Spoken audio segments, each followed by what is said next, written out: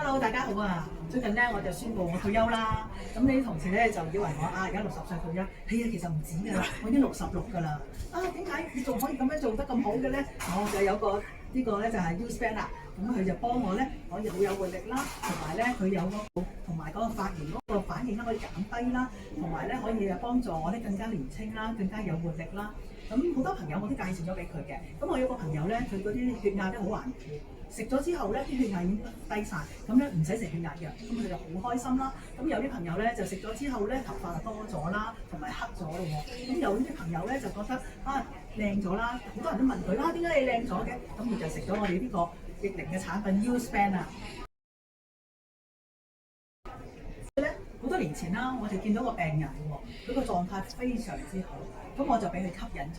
呢個就係華太啦，咁佢就係我病人啦。咁我入到去病房啦，我就揾個病人啦。我係個病人喺邊度咧？咁華太就好優雅話俾佢，我咪喺度咯。因為佢同佢個年齡係真係唔似㗎，咁所以我就要問下邊個喺個病人喺邊啦。咁佢咧就俾佢吸引咗，我就問佢有乜嘢產品可以令到你個狀態咁好啊？咁嘅年紀，咁佢就介紹咗產品俾我，我就食咗就好好啦。咁你知啦，我哋做護士啦，捱更抵夜，即係我以前咧就比較潛水啲，同埋咧個人咧好攰啦，放工咧就要俾人哋去針灸啊，咁樣嘥好多錢嘅。咁而家用咗個產品之後咧，我個狀態就好咗好多，咁有精神有活力啦。咁到我60歲嗰陣時退休啦，其實如果你冇咁嘅活力，人哋都唔會同你繼續續藥啦。如是者我就續咗5個藥啦。咁我覺得都係時候夠啦，咁我可以發展其他嘅更加開心，幫人又健康。